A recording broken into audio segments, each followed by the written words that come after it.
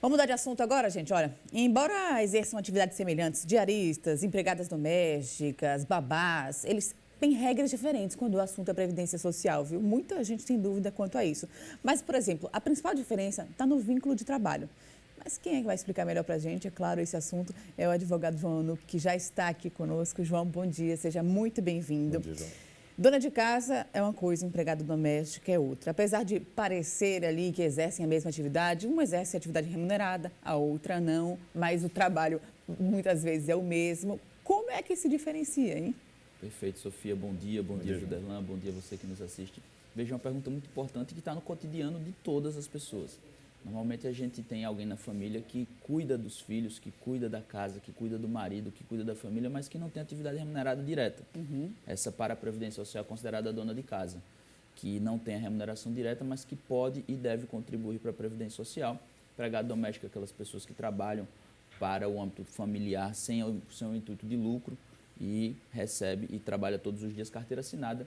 E diarista é o contribuinte individual, quem paga o INSS por conta própria, mas que começa a trabalhar em várias casas, uma vez por semana, até 3 vezes por semana, com muito cuidado para não caracterizar o vínculo. O vínculo, né? Mas existem decisões também nesse sentido de que não necessariamente 3 dias na semana seria vínculo empregatício, mas está mais acertado, mais seguro, 1, 2 vezes por semana, e ela paga por conta própria. Todas elas passam a ter direito para a Previdência Social. Dona de casa paga em 5%. O salário mínimo hoje, 1.621, daria aproximadamente um pouquinho menos de R$80. Já o contribuinte individual, o salário mínimo, pode pagar 11%, que daria um pouco mais, daria um pouquinho menos de R$180 por mês. Né? E a empregada doméstica não paga diretamente porque o empregador paga pelo E-Social, mas todas elas estão resguardadas por todos os direitos da Previdência Social. Agora, João, como essas seguradas elas podem saber se está fazendo essa contribuição corretamente? Perfeito. Hoje em dia, com acesso à tecnologia, o INSS tem a plataforma INSS Digital, que é com acesso pela senha Gov. E todo cidadão, você que nos assiste, que eventualmente não é do trabalho doméstico ou não é de diarista, você também pode ter acesso ao aplicativo Meu INSS e ter acesso às suas informações previdenciárias direto. Então, com a senha GovBR, o aplicativo Meu INSS vai saber lá se o empregador, por exemplo, está contribuindo todos os meses para as empregadas domésticas, para as contribuintes individuais, se deixou de pagar algum mês, se algum mês foi pago em atraso, se não foi pago, e para as donas de casa igualmente.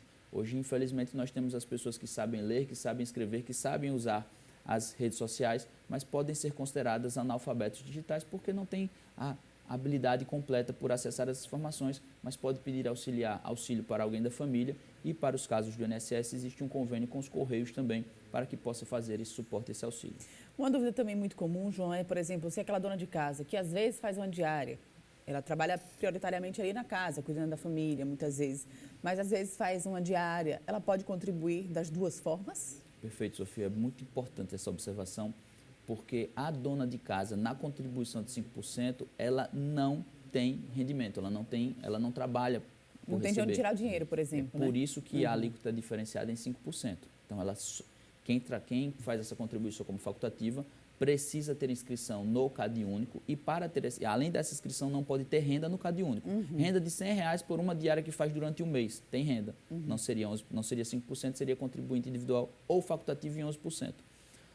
Qual a solução? Se é facultativo, se é 5%, contribui só com essa alíquota. Agora, é possível que uma empregada doméstica também tenha outras atividades, como, por exemplo, o trabalho de manicure quando chega em casa, no extra expediente. Ela pode ter as duas contribuições, como empregada doméstica, que o empregador recolhe no E-Social, e como contribuinte individual, pagando no carnê de 11% esse recolhimento todos os meses, e quando for ter o tempo de contribuição, receber pelo cálculo acumulado dos 2 salários. O registro muito importante aqui, Sofia, é que as donas de casa muitas vezes não têm... A sociedade acaba não dando valor para essa contribuição. Mas um exemplo que a gente pode dar de forma muito impactante é: você abriria mão de R$200 mil? Dificilmente. Não dá para abrir mão, né? Mas toda mulher que tem hoje seus 47 anos, que nunca contribuiu, nunca pagou nada, não trabalha de forma alguma, fica em casa, cuida do marido, cuida da família, não trabalha de atividade remunerada, trabalha como dona de casa. Se ela passar a contribuir hoje com o INSS, ainda que seja como 11%, que é a alíquota maior, ou como 5%, que será menos, se for 5%, ela vai pagar aproximadamente um pouquinho menos de R$15 mil. Se for com 11%, ela vai pagar um pouquinho mais de R$32 mil ao longo de 15 anos, que é o tempo contributivo suficiente. E aos 62 anos de idade, quando ela se aposentar, que é a idade mínima da mulher, se ela receber por 10 anos, ou seja, até 72 anos, que é a média que as pessoas viverão no mínimo, pode ter eventualmente um problema inferior, ela receberá o acumulado de R$200 mil nesse período. Nessas modalidades, João, é possível contribuir ao mesmo tempo, como empregada doméstica, como dona de casa, como diarista? É possível contribuir? Perfeito, é exatamente essa observação. Ela pode contribuir como contribuinte individual e como doméstica, só não pode como dona de casa. O dono de casa é exclusivo porque não pode ter outro tipo de renda. Agora vamos falar sobre aquele caso de muitas vezes aquela moça que trabalhou na casa de uma família ali há muito tempo e aí quando vai verificar não existia a contribuição, o recolhimento dos valores ali corretamente. Como é que essa moça ela vai comprovar que trabalhou, hein? Perfeito, Sofia. É infelizmente, comum, né? Infelizmente é uma realidade das pessoas que têm esse trabalho como de casa, não verificam no aplicativo, não verificam as possibilidades. O primeiro ponto que hoje a gente tem acesso ao aplicativo e qual a recomendação? Verificou que não tem contribuição? Antes de discutir, antes de brigar, pergunta para o empregador o que está acontecendo, tem as comprovações dessas contribuições. Caso não tenha, pede a regularização.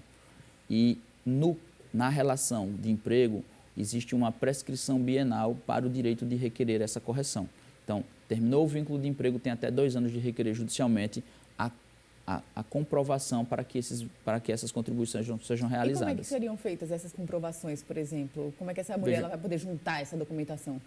Do ponto de vista da reclamação trabalhista, por exemplo, prova testemunhal é muito importante. Certo. Mas digamos que passou o período da prescrição bienal e ela, de fato, teve esse trabalho realizado, a legislação previdenciária faz um resguardo para o trabalhador no sentido de que quem deixou de contribuir foi o empregador. O trabalhador não pode ser prejudicado por isso. Verdade. Então, se ela tiver comprovações de que durante aquela jornada, durante aquele período, ela teve o trabalho efetivo como doméstica, mas que não teve os recolhimentos, ela pode ter reconhecido esse período contributivo, sim. Aí a pergunta é, como é que ela vai comprovar?